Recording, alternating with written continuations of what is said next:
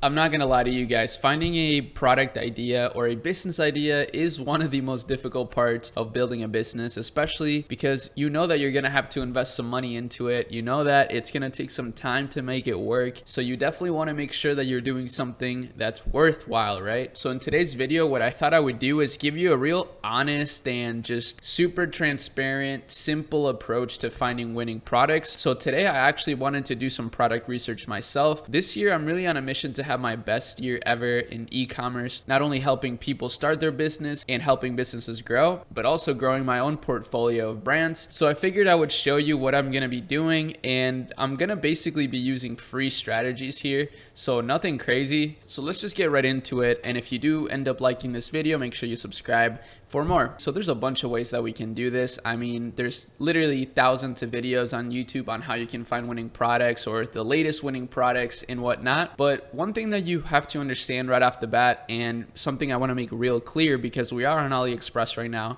and I do think finding products to dropship is not a bad idea, but I'll explain the little caveat in just a second. So you got to remind yourself that if there are tons of people talking about the same products to sell, chances are it's not really a good idea to sell, because even though you can get around saturation, it's not a very long-term strategy to do that. And I know that if you're just starting, you're probably not going to be thinking about the long-term too much, which I totally understand. But the sooner you start thinking more long-term, I guarantee you the more success you're going to have. So even though most of my videos nowadays involve brands, because I do love creating brands and I do love helping brands out, and I think, you know, ultimately what business is about is providing value and solving problems. I've said this before and I'll say it again, but the businesses that make the most money are the businesses that solve the biggest problems. That's all you need to know about business. So if you keep that in mind always, you'll be able to find winning products left and right, like not even doing, you know, product research on Aliexpress or finding the latest spy tool.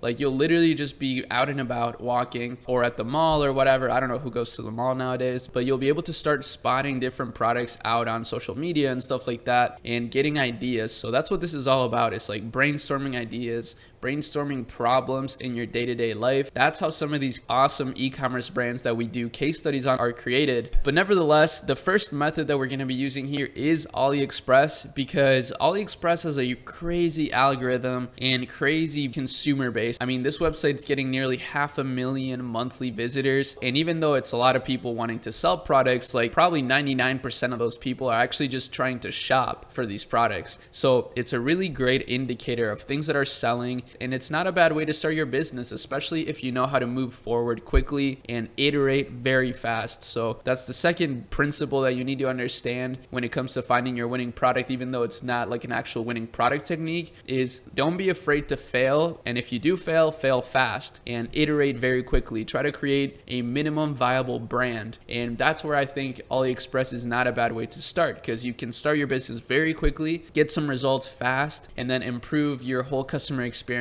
very quickly as well. So basically, here's how we do product research on Aliexpress. Again, I am a huge fan of simple things, of simplifying everything and not overthinking things and just working smart, basically. So what we're gonna do here is literally just scroll down on Aliexpress to the section that says more to love. And what this section is basically the Aliexpress algorithm sharing products that are very hot right now, that are relevant to products that you've clicked before. And it's actually really cool. So what we can do is just browse around here. And for example, this product right here, I already clicked it, and this has, you know, 9,000 orders. I went to the reviews on here and people are saying it's very good quality. It works super well. Most of these buyers are from all over the world, but not from the US. And here's the thing, I clicked this product because of something personal. So something that I've been doing lately is I've been trying to get rid of like toxic products in my environment. So one thing that we've been doing is, instead of having normal hand soap, I like to buy handmade soaps. And handmade soaps, you know, look like this, right?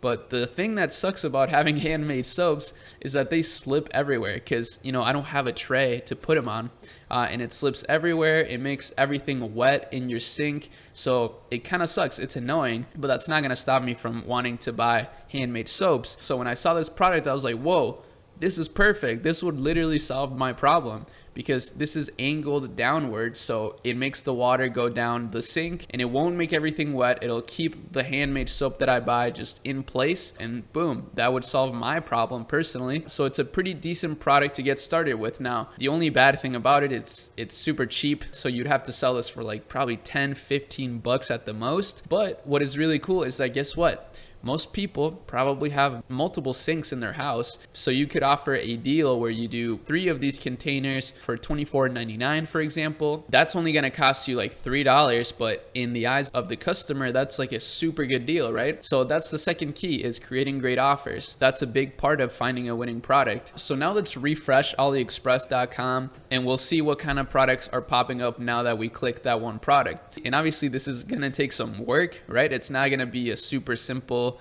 quick thing.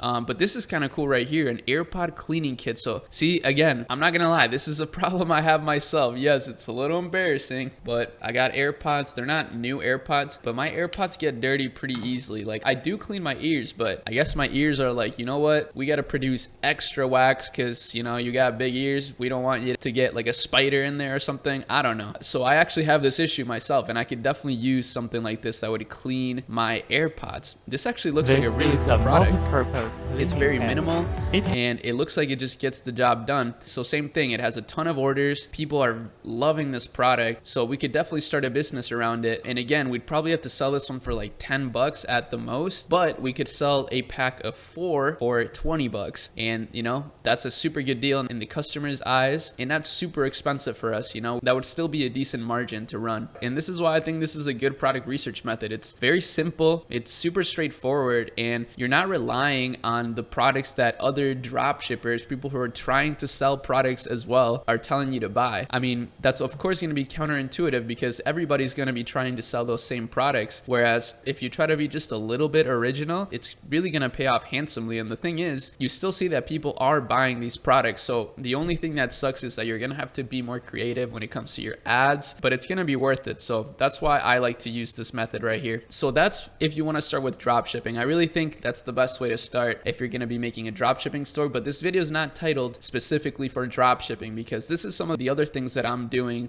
nowadays to try to get business ideas, is looking for trade shows that I can find manufacturers in my own country. So I made a video like a month or so ago talking about my 2K a day traffic strategy, and for that particular brand that I have, we actually sell products from Italy and Germany. So our products are not from Alibaba, they're not from anywhere on the web basically, and the way that we found those products was actually by going to trade shows in Italy. So we literally took a plane to Italy and went to a trade show, and we found this trade show just online. Like, we Googled trade shows for jewelry because this is a jewelry brand, and we were able to find exactly what we were looking for. So I just Googled trade shows, and for example, here's one that we found. This one's for 2023, so obviously this would be for next year. This is the largest North America trade show for artificial intelligence, robotics, and more. So, it's not going to be super easy to find manufacturers like this, but I think it will pay off because, again, not a lot of people are going to be doing this, right? So you're going to have a huge competitive advantage.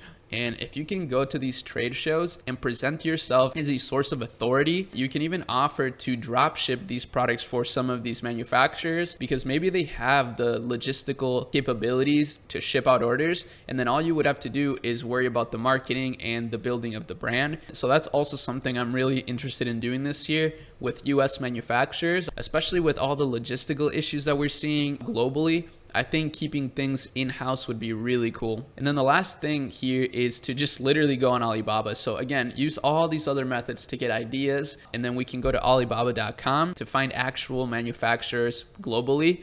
Most of them are from China, which is not a bad thing. Obviously, China has some amazing suppliers. But this is what's really cool too, is that Alibaba has global trade shows, online trade shows, where they share all sorts of products as well. For example, this is an outdoor trade show. It's an online trade show, like I just mentioned, and they're showing a ton of different cool products that we can use. I mean, even like high ticket products like this would be cool. And even something like this, I mean, an electric scooter for like $160 with a minimum order quantity of just one, that's a pretty cool summer product. If we look at the competition, people are selling electric scooters for a minimum of like $350 to $500. So that's a pretty solid margin right there that you can make on a product like this and start a brand around electric scooters. So obviously logistics would be kind of tricky, but those are all things that you got to figure out along the way, right? But yeah, this is another way that I've found manufacturers. So for the brand that I started with my girlfriend, this is what we did. The process was actually exactly like this. We found some products on Aliexpress just like I just did.